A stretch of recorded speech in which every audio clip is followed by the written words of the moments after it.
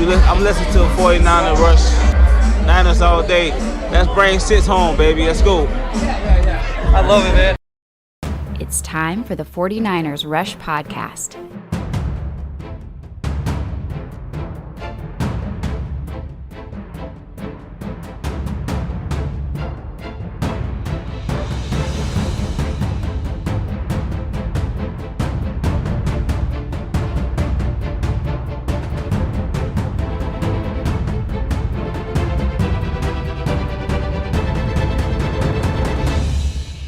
And here's your host, John Chapman. What is going on, 49ers faithful? What an incredible game. The 49ers do exactly what they needed to do. They go out and they handle business 31-13, and you take care and you basically cement your position status in the NFL playoffs. And that's what you needed to do. We've been saying all week. Everybody's been saying all week. This is not a good football team. Atlanta Falcons are not a good football team. Yes, they were 6-7. Their record, I get that. That ain't it. Like, not a good football team. And the 49ers absolutely dominated. Start to finish, well, if you take away that one play to start the game, JaMychal Hasty, what the hell were you thinking back-to-back? Special teams was bad. We'll talk about that. But I want to say thank you. Appreciate all the hashtag CCs, countdown crew getting those in. We are about a week away, man. We got to do a big giveaway. We do it every month. We got to do something real big. It's Christmas time, baby. Niners are going to be playoff bound. I would put their kind of statistical chance of being in the playoffs probably around like pretty damn close to 90%. You win one game, you're in. Because you had to have this game, right? You had to have this game. Because all the tiebreakers. If you lost this game to the Falcons, they would have been the 6th seed. Now, they're basically done. They're not going to be making the playoffs. It's basically over now. So, we retain the 6th seed. We improved to 8-6, 2 games above 500. And I'd argue that's pretty reflective of this team. That's who this 49ers team is. We are an above average team that when all things go according to plan and our team is playing correctly, we can beat almost anybody in the NFL. Now, the problem is we don't see that happen very often. There's negatives there for sure. Matthew, want to say thank you for the gift, man. Take the starters out. What the hell was that? I have no clue. He's running Depot up the middle with less than 2 minutes left, and they have no timeouts, and we're up by 3 scores. And we still have them. You know, we punt the ball. They get one play. They pull Matt Ryan. They put Felipe Franks in there. We still got Nick Bosa coming off the edge. Like, I don't understand Kyle's logic, and it's he said this in the past too. It's a feel thing, right? It's a feel thing. So sometimes he feels like whatever, and we saw him pull all the starters against Detroit week 1. They fought back. But whenever it's less than 2 minutes left in the half, you're up 3 scores. They have no timeouts. Why run Debo up the middle? Why not put Trey Lance out there? Yeah, I mean, we're being a little picky here, and we're lucky we got out of the whole thing without, injuries. We'll talk about the injuries. There were some for sure, but none of them seemed too major. Talanoa Hufanga was probably the main injury. He left in the second quarter with the knee. He never came back. Nick Bosa had that brief scare with went into the medical tent with the head. He got hit in the back of the head by Fred Warner. He took on the amazing run from Cordarrelle Patterson, stopped him, amazing tackle.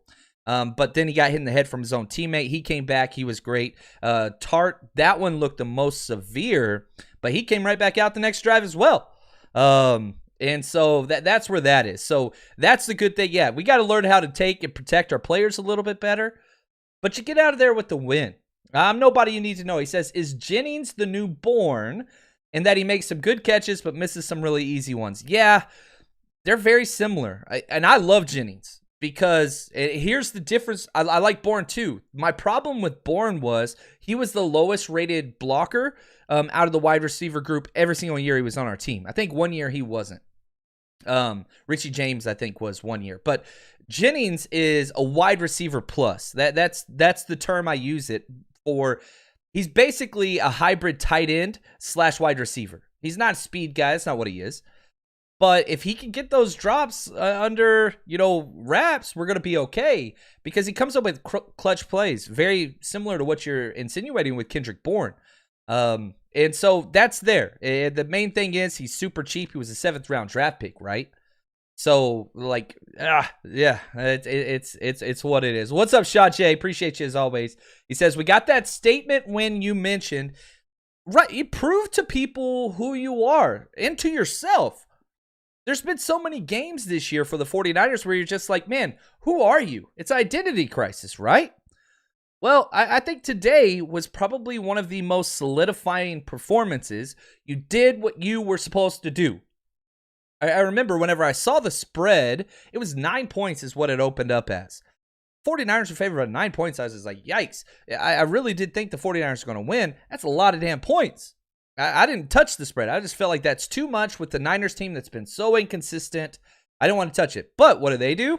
They go out and win by, let's see my math skills here, 18 points. So they doubled the spread and handled their business. Came off to that, shaky start with Hasty. Ooh, golly, that scared me bad. But you get the win and you move forward, and there's a lot of positives. So we're going to be jumping through a lot of stuff right here. And if this is your first time joining us, please hit that subscribe button. Tommy, thank you for the gift, man. He said, statement game. Yeah, Thomas is rough, man. Ambry Thomas, probably, it's nuanced. We always want to make things black or white, okay? Ambry Thomas sucks. He's trash. All those things. I get all those things. His performance, you can't argue with the amount of yards and targets and all those things he gave up. I mean, they don't score one touchdown drive without Ambry Thomas out there. However, okay, hold on. He was in perfect position every single time. You go back to Ambry Thomas in training camp and preseason, the dude was getting burned left and right every single play. He was nowhere in the frame. He was step for step with Kyle Pitts every single time they threw him the ball. Russell Gage, step for step. He was right where he needed to be. The problem was he just didn't have the confidence to make a play on the ball. And so I don't think it's as easy as he's trash, get him out, all that stuff. I do think that they should have let Demo or even Dante Johnson be in there, but you stuck with the kid. They liked him. He was in position, trying to build confidence. I'm okay with all those things. He's just got to make a damn play. And hopefully that will come, because the hardest thing is getting them in position. Then you got to teach them to start making plays. Good news is no pass interference calls. That was a terrible defensive holding call they gave on him on the touchdown play. But my concern for him is this. You've got to start making plays on the ball, and that's up here. Okay, he's turning around. He's playing the ball in the air. He's jumping for the ball, all those things. He's in position. His speed's good. His conditioning's good. You just got to believe you could do it. In the mentality, you got to delete those plays that are negative. You got to wipe it, man. Blank slate. And he doesn't have that yet. But again, he's got the body. He's got the speed. He's got the position.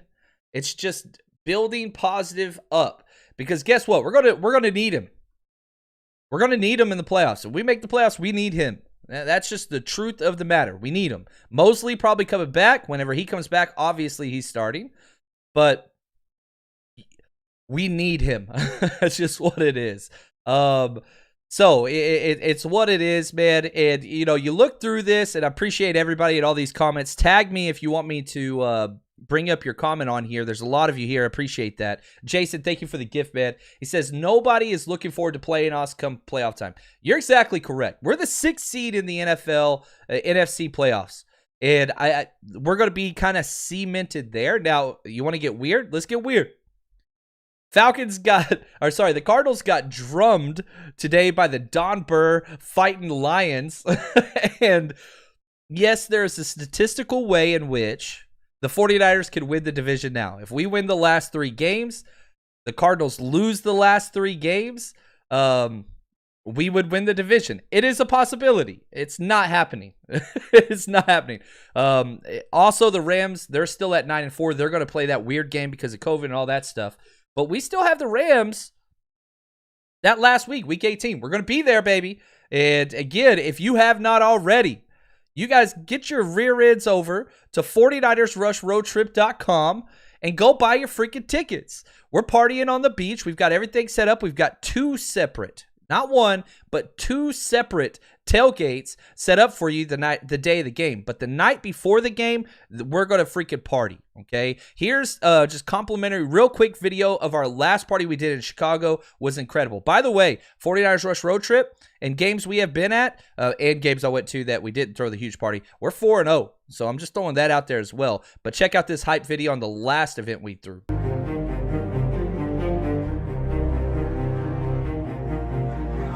Being part of the faithful, it looks like this. This is what it looks like. We are better than so many other fan bases because of this. We show up, we show out, faithful big, faithful now.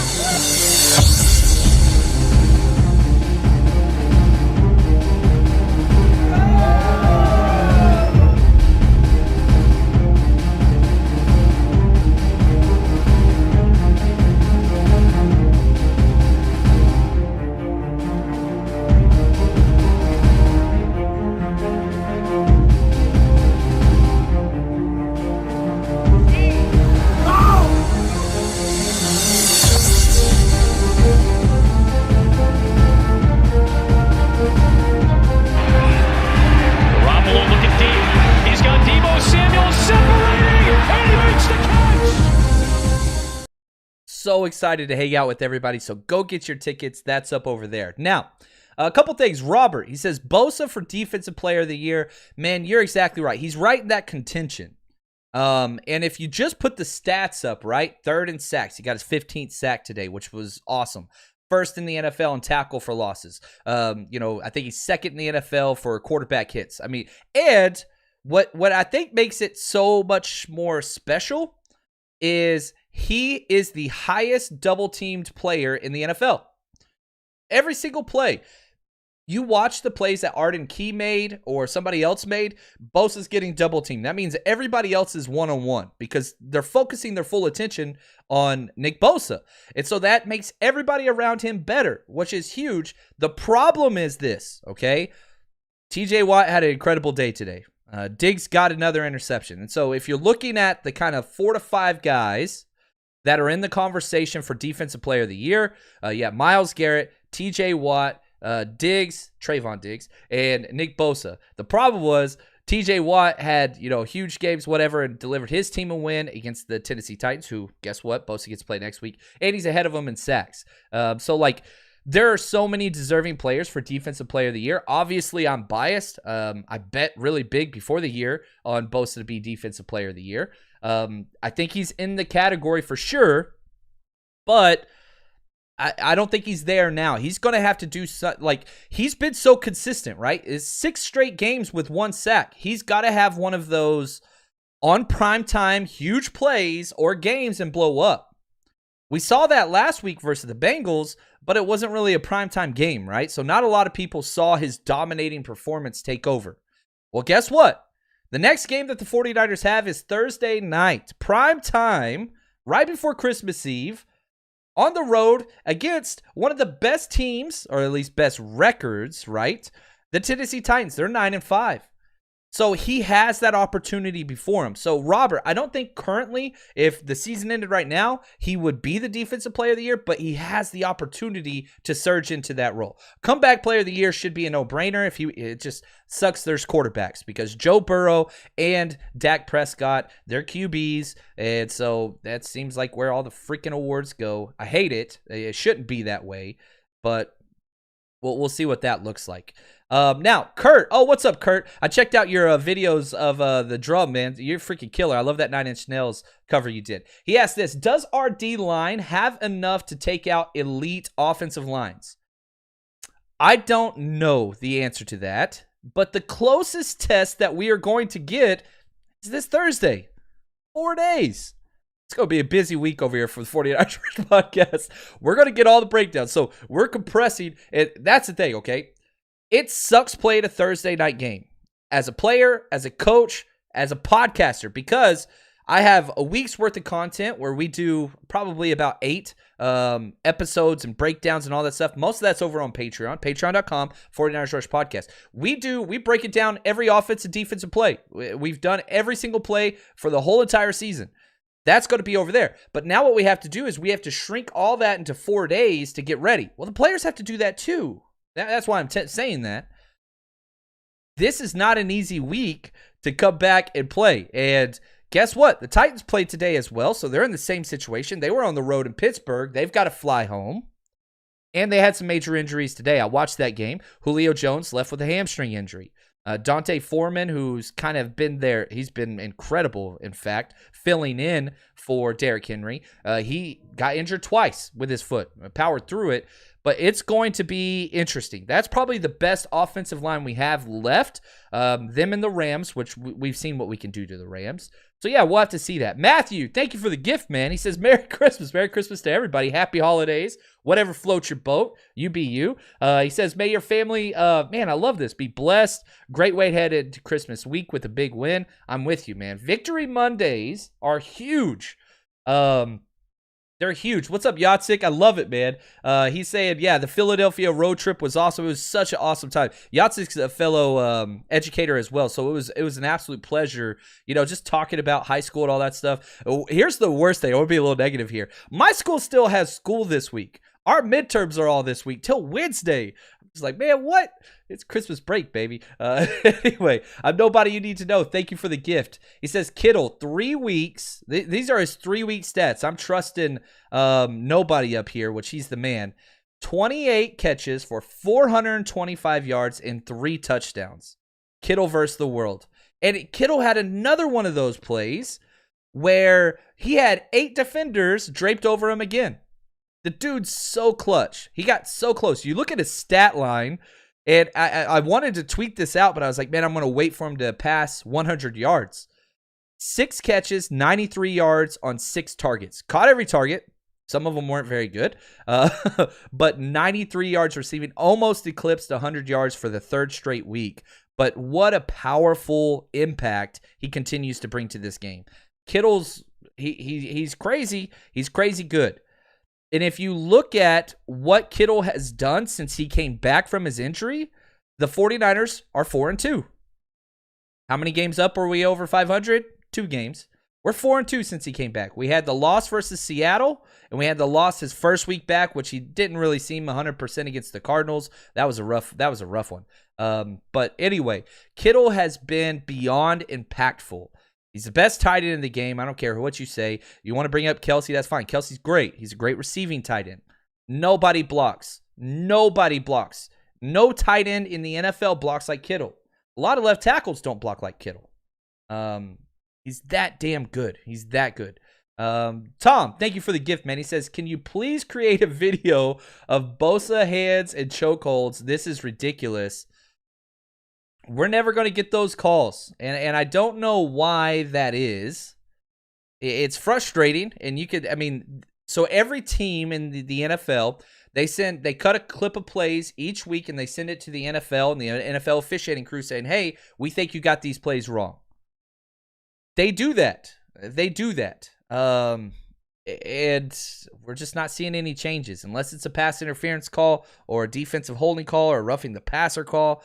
Which it's just it's so frustrating. Here's what's crazy, right? The Falcons are the most penalized team in the NFL. We got more penalties and more penalty yards than them this week. Like, we're in the middle. The problem with the 49ers isn't the amount of penalties. Today it was.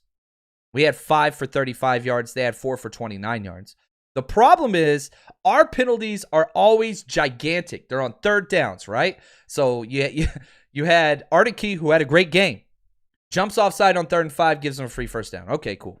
Then he gets a sack, but his weight comes down on top of the quarterback, which is the definition of the rule. It's a stupid rule.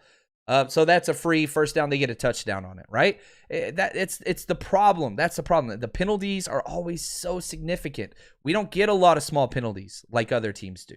So yeah, I'm with you, man. I'm with you. Uh-oh. I see you, Juan Solis. Y'all know what that means.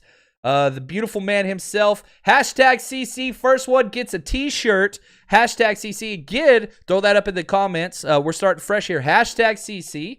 You get a giveaway. Compliments of the ever beautiful Juan Salas. He's responsible for cutting up all the clips and getting us all the back stuff. The first one to come across my screen, I know it's different on everybody's. I'm going off of everything Facebook, Patreon, YouTube, Twitter, all those things. First one that came across my screen is Matthew Morris. Congratulations, baby. We are the giveaway podcast. It is what we do. This does not count as our monthly giveaway. No. We're going to be giving away a jersey or at the end of December, so stay tuned for that. So shout out to Matthew Morris. Congratulations, my friend. And thank you, Juan Salas, for his ever-present generosity. He's the absolute best ever. Bobo, thanks for the gift. He says, I can't cheer for the Seahawks over the Rams. I hate them. It's so rough, man. Like what that looks like. It's hard to pull for that team. I'm with you. It's not fun. I can't do it either, man. I hate the Seahawks with a passion. And, they have this idea. If they went out, they're going to get into playoffs, and maybe they could. Seahawks currently, they're at 5-8. They're only if they went out, they'll be what? Yeah, if they went out because they're playing this week, they'd be 9-8. A 9-8 team has an opportunity to make it as the 7th seed. The good news is now the 49ers are almost safe. You win one game and you are good because we're at 8-6, right? And you have that whole kind of, Washington, we don't play them. So that one's rough. They would beat us probably in a tiebreaker scenario because they have a better conference record, but they're not playing very well. Minnesota, we have the tiebreaker, 6-7. Eagles, we have the tiebreaker at 6-7. Saints, we don't play them, but we have a better conference record, and they're not looking as good as they used to look either. And the Falcons are probably done. But if they do win out their last 3 games and go 9-8, and we tie them at 9-8 and only get 1 win in our last 3 games, guess what? We have the tiebreaker. So I'm telling you right now, and we just talked about the 49ers Rush road trip. Wherever the 49ers go for the playoffs, we're throwing a party, baby. I'm organizing the whole event. It's going to be crazy. But so prepare yourself. Wherever the 49ers do make the playoffs, which again, they win 1 game they're in, we're throwing a 49ers Rush road trip. We're going to get it set up. There's no doubt about that. Tommy says, John, damn, you don't check out my videos, though. Yes, I do, Tommy. Send me a link, man. Send me a link. I want to support you. You support me. I appreciate you as always. Tommy always busting my balls in the chat. A couple positives I want to talk about that we haven't brought up yet. We've got to talk about this 49ers defense. Not 1, not 2, but 3 turnover on downs inside the 10-yard line.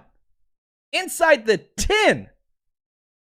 That's incredible. They come out, the 49ers do, and hasty fumbles opening kickoff. Good gosh, special teams. We'll focus on that in a second. So bad. So bad. Not just the kickoff. So bad. but the defense, right? That very first drive, they start on, I think, the 12 or the 13, right? Fred Warner makes 3 plays in a row at the goal line. Armstead helps on one of those, and then Tart gets a pass defense in the flats on 4th down. Turnover on downs. Incredible job. Then in the 4th quarter, we get another one stop inside the 10. That one was all Jimmy Ward. Back-to-back plays by Jimmy Ward. He made a tackle a half yard short on a slant play, I believe. And then had the pass defense on another play. I mean, just incredible. Then we get another 4th down stop with 5 minutes left in the 4th. Just what a collective group effort by this defense. I mean, imagine if they score touchdowns on all those, which is very possible. That's 21 points. You won by 18.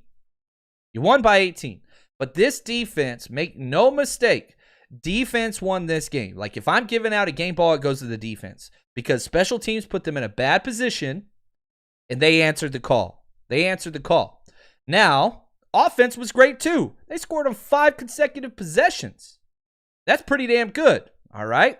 Let's look at the negative side. I'm going to be negative Nancy here. This is the 4th game in a row. The 49ers have not scored any points in the 4th quarter. Now, the game was well in hand, and we went into kind of time management, just running the clock and all that stuff. But 4th game in a row, the 49ers have scored 0 points in the 4th quarter. That ain't good. That's a trend that continues to go the wrong way. Now, how do you fix that? Well, Shanahan gets in his own head sometimes, and they're not scripted. When things are scripted, he is very, very successful. However, once he starts thinking, okay, time, clock, how many possessions, all that stuff, we go into the prevent offense, which I love running the ball. And we ran the ball enough times to win the game. We ran 32 times for 162 yards, average 5 yards per carry. Our offense dominated this game. It was dominating. But you've got to be able to deliver in the fourth. That's the money down, right? The money quarter. Like, that's good teams win in the fourth. The 49ers don't do that. Now, the good news is our defense gave up no points, so it was a 0-0, right? But you need to get better as the game goes on. The problem is the 49ers kind of always peak in that second and third quarter, and then it starts to go down. If we could get to the point where we continue ascending, that would be nice. Now, Elijah Mitchell will help a lot with that. Elijah Mitchell hasn't been there for those games, right? So he's and got to talk about Jeff Wilson Jr. 21 carries, 110 yards. He looked like Jeff Wilson Jr. of 2020, didn't he? Had the rushing touchdown, averaged 5.2 yards per carry. He was great. Absolutely incredible. Debo's going to Debo. That's just what he is. Had 6 rushes for 29 yards and a touchdown. And he had 4 catches for 60 yards, which is great, on 5 targets. So he goes out there at 89 yards and a touchdown. Great performance from him. Ayuk had 1 big play early, and that was it. He only had 2 targets. 1 catch for 36 yards on that slant, which was great. But, man, I got to go back to this. Debo on that 1 play across the middle where he knocked the dude's mouthpiece out. Are you kidding me? Anybody want to see a dead body? That's where that was. It was just awesome. It was really, really good. Now, real quick, I hope you bet with us. We hit big again this week. 5 weeks in a row, baby. If you did it, here we go. Here are the details. I'll go over a couple of the bets we put up on Patreon. Guys, huge week for football as always, but guess what? Frank Gore, baby, is entering the ring versus Deron Williams, and this is going to be an absolute blast. I mean, Frank the Tank, baby. How could you go wrong? And so there's so many other things. Wilder versus Fury, Mayweather versus Pacquiao. There's so much stuff. It's going to be electric, and with my bookie, this is the place to bet. So they have the best odds and prop bets for all of the boxing tournaments. And on top of that, you can double your initial deposit up to $1,000 using the promo code 49ers, 49ERS. That's double your deposit, double your funds, and double the excitement for the boxing matches and football matches if that's your thing. But right now, again, every $10 you bet on Frank Gore, if he wins, you win 11 back. So head over there. What are you waiting for? Support Frank the Tank, baby. It's going to be a lot of fun. So don't miss out. Double your first deposit up to $1,000 using our promo code 49ERS or use the QR code on the screen. And let's go. Bet anytime, anywhere, anything, and win with my bookie. Oh, man, that Frank Gore fight. Man, love Frank. I hated seeing the way that went. Now, if you bet with us, these are the bets we hit on, and I'm going to share the bets we lost on too. Our teaser, our biggest bet of the week we hit on. 49ers minus 2.5 covered. Texans plus 11.5 covered and won. Titans plus 8. Ooh, they lost by 6, so we covered. So we got paid on our biggest bet of the week. Jimmy, under 21.5 completions. He had 18. We've been paid on that one all year. I think we missed it one time when we went to overtime, but that was it. I think we've hit that one 5 out of 6 times. Juwan Jennings, over 16.5 yards receiving. Got it. My biggest bet, and this one was a long shot, I missed it, was Juwan Jennings over 80 yards, which he's never done. I kind of did it as a joke. I put $2 on it, but it was like bet $2 to win 78. We didn't hit that one. And then this was another one. Juwan Jennings, more yards than Kyle Pitts. What you would have had, he had it. That 50-yard completion Kyle Pitts had over Ambry Thomas. That's exactly what he won by. So if you take away that 50-yard reception, Juwan Jennings would have won. And then we bet Debo to score as well. So we covered on so many of those, more than doubled up. We missed on our long shot, but this is a long shot, more of a fun thing. So we covered. And again, we're 5 weeks in a row of at least doubling up. If you haven't bet with us, again, Patreon's the place to be, okay? One, how many episodes do we put out over there a week? I think we did 3 or 4 last week. We're going to do 3 or 4 again this week. Support the podcast, whether you're bets, whether you're wanting to bet with us, whether you're wanting to support the podcast, or whether you're wanting the best all 22 breakdowns. You can't get them anywhere else. I go through every single offensive and defensive play. Just head over there, patreon.com, 49ers Rush Podcast. And if you don't like it, guess what? All of your money back, no questions asked. Hey, John, not my thing. Cool. Refund. I got you. It's never been asked for. Nobody's ever done it yet because people are happy. I think we have 320 plus that we hit last week. And that's a testament to you guys and the support because people ask, hey, can we do this? And then we do that. That's what it is. Terrell, I love this. Nice win, but the lack of Ayuk usage, that's a fun little thing, is very frustrating. I'm with you. I think the issue was this game. I'm speaking for Kyle Shanahan here. He didn't like their linebackers and safeties and felt like he could just do whatever he wanted to do. And the offense did literally whatever they wanted to do. Almost had 400 yards of total offense. We had 397 yards. We averaged 7.1 yards per play. That's astronomical. We went 6 for 11 on third downs. That's great. That's very, very good. 50% is great. You went over 50%. They went 5 for 13. The Falcons did, to put that into perspective. So offensively, man, everything went great. We had 23 first downs to their 13. Like, the offense wasn't the issue. The problem is we're just red hot or ice cold. And that's the area that we have to get away from to where you're consistent.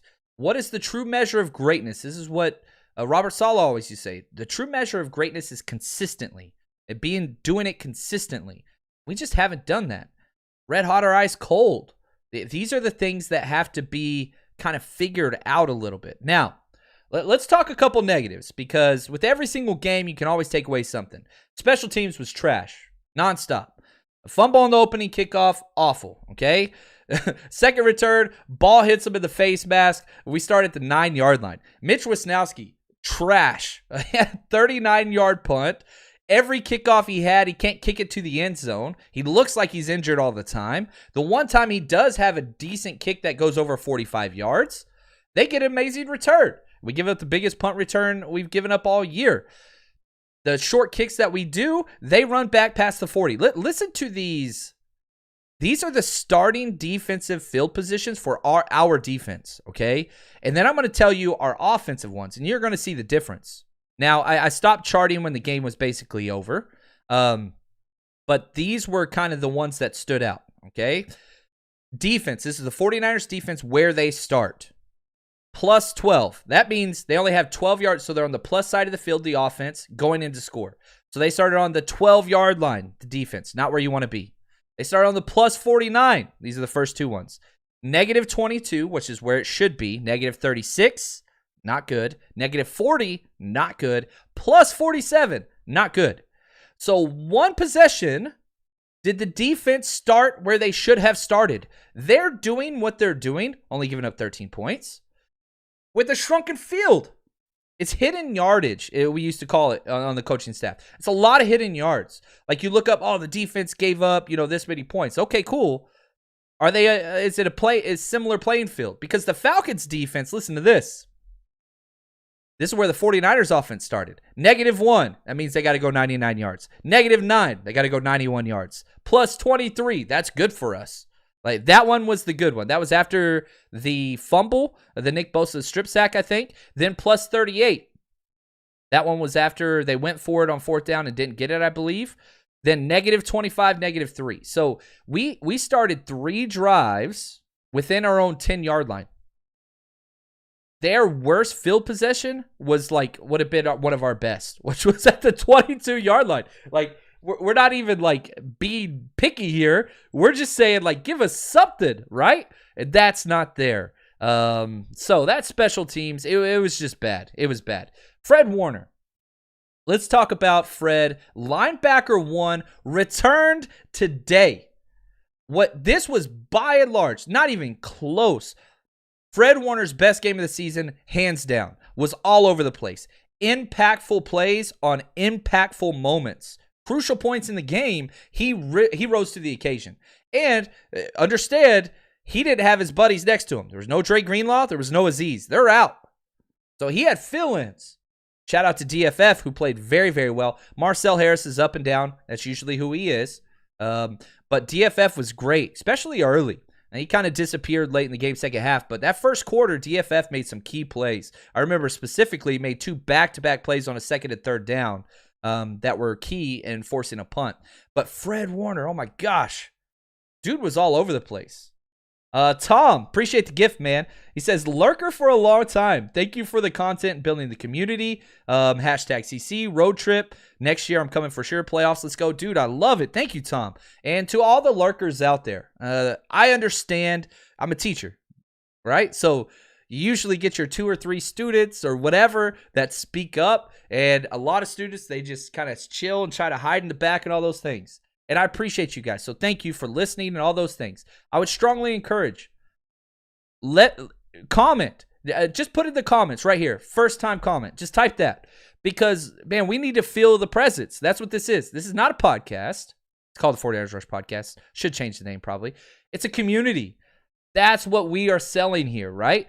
All of the money that comes into Patreon, that goes to paying for the bars that we're renting out, and tailgate parties, and all the giveaways we do. Just slobbered on myself. I got so excited. But like, yeah, obviously I keep some money. This is my full-time job moving forward. It's my last year of teaching. And again, I could do that thanks to a lot of you. And so I appreciate that. So what I want to say is those of you who are lurkers, you're awesome. Keep lurking. But every now and then, come on now. Let us hear from you. And even it just brings some positivity or negativity if that's your thing. We want you guys here. David, he says, talk about the BS call on that key sack. So, okay. That is a penalty. It is also a BS call.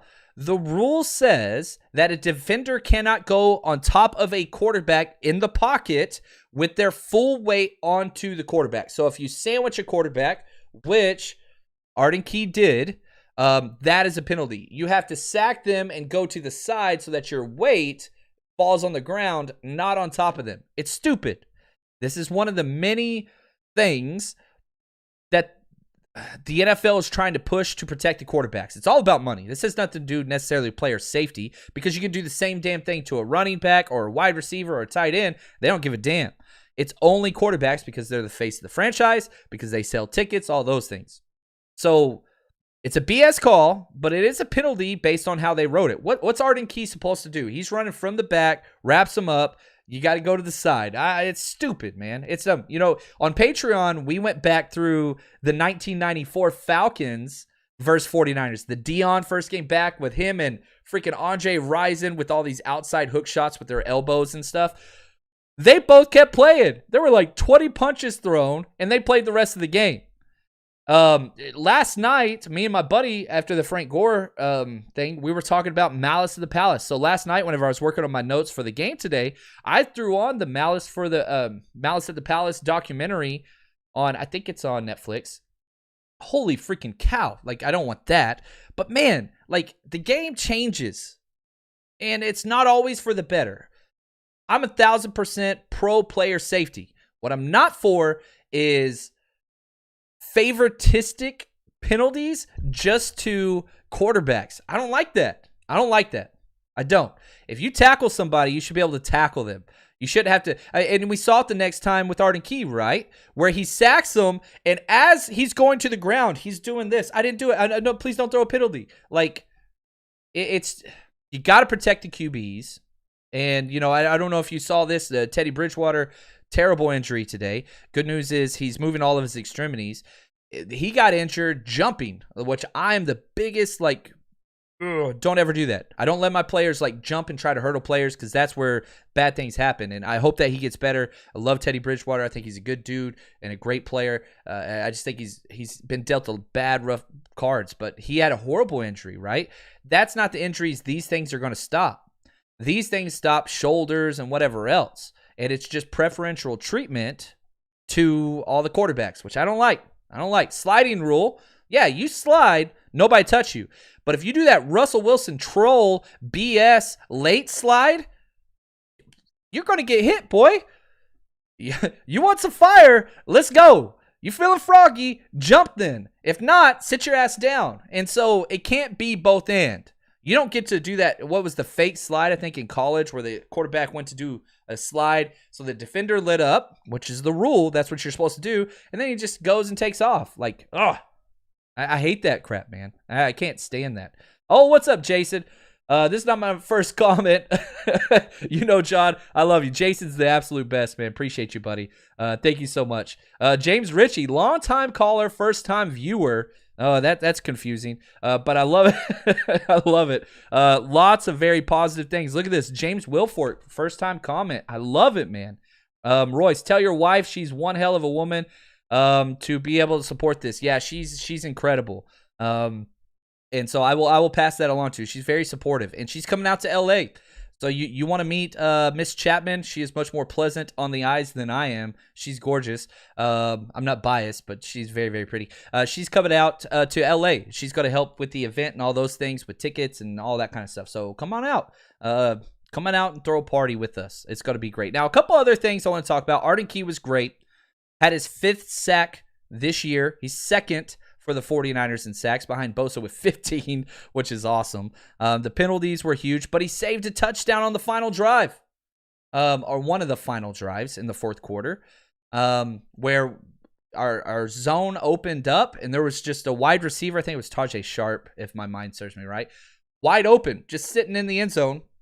Boom. Matt Ryan sees him, but he gets hit as he throws by Arden Key. Saved a touchdown. I mean, it was awesome. It was very, very good. So there's a lot of stuff there. You know, obviously, it's going to be a very, very busy week. And I'm super excited. Niners content, it's great putting out Niners content when you're winning. And unfortunately, we haven't had that a lot here recently, right?